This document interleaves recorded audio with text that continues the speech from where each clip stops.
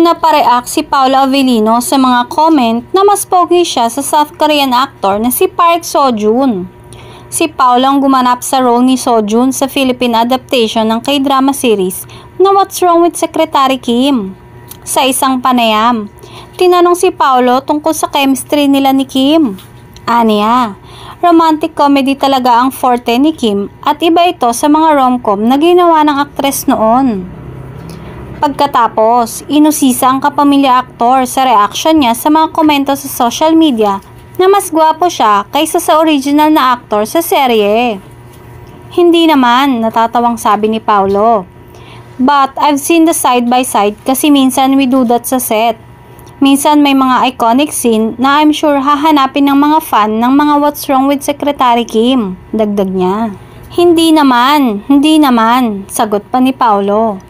Maaalalang sinabi din ito ng aktres na si Kim bilang ina-admire niya sa aktor.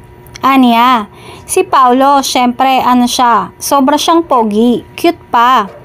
Hindi na itinago ni Kim Chiu ang kanyang kilig sa leading man niyang si Paolo Avellino.